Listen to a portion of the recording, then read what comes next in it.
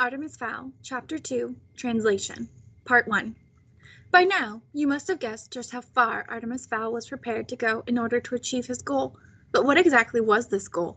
What outlandish scheme would involve the blackmailing of an alcohol-addicted sprite? The answer was gold. Artemis's search had begun 2 years previously when he first became interested in surfing the internet. He quickly found the more arcane sites: alien abduction, UFO sightings, and the supernatural, but most specifically, the existence of the people. Trawling through gigabytes of data, he found hundreds of references to fairies from nearly every country in the world. Each civilization had its own term for the people, but they were undoubtedly members of the same hidden family. Several stories mentioned a book carried by each fairy.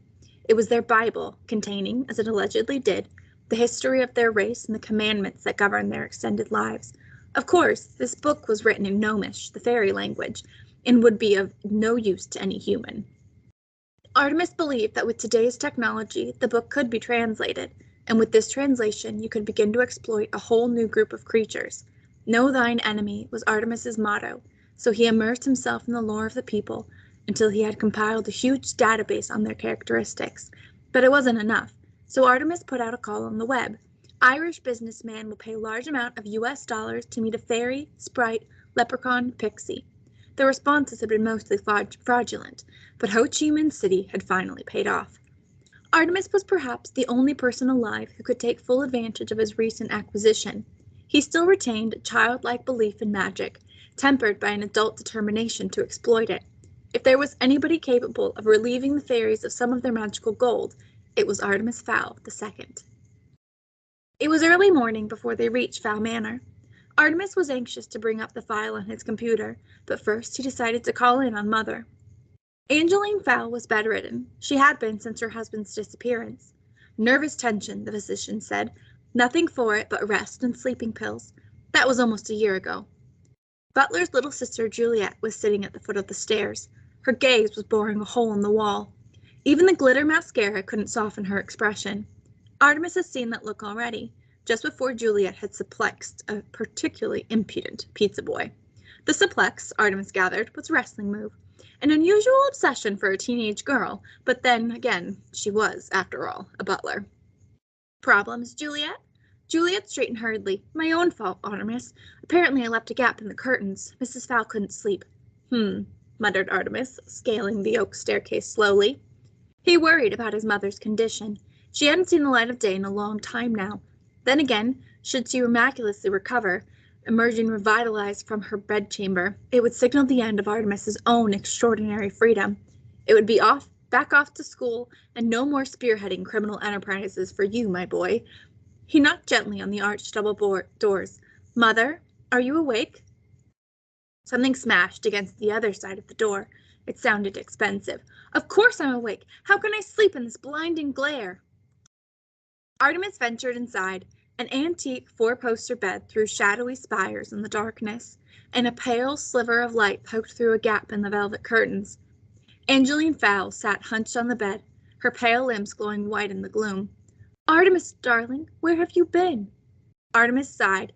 She recognized him. That was a good sign. School trip, Mother. Skiing in Austria. Ah, skiing, crooned Angeline. How I miss it. Maybe when your father returns.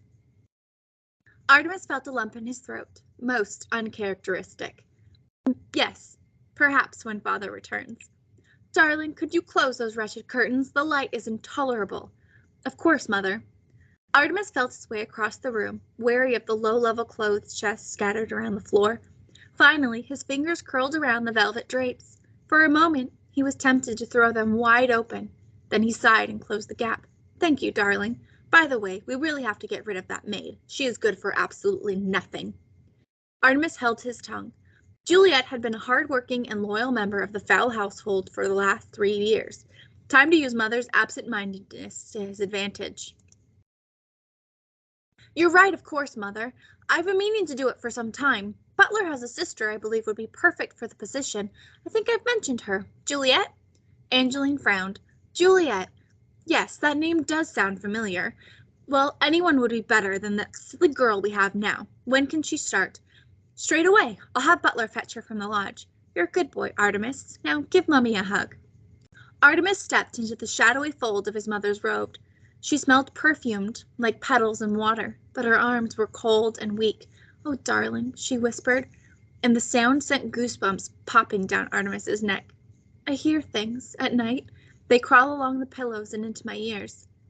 Artemis felt that lump in his throat again. "Perhaps we should open the curtains, Mother." "No," his mother sobbed, releasing him from her grasp. "No, because then I could see them too."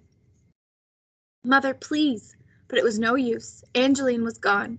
She crawled to the far corner of the bed, pulling the quilt under her chin. "Send the new girl." "Yes, Mother." "Send her with cucumber slices and water." "Yes, Mother."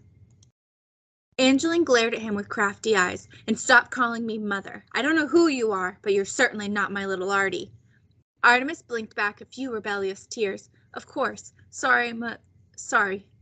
Don't come back here again. I'll have my husband take care of you. He's a very important man, you know." "Very well, Mrs. Fowl. This is the last you'll see of me." "It had better be." Angeline froze suddenly. "Do you hear them?" Artemis shook his head. "No, I don't hear any. They're coming for me. They're everywhere."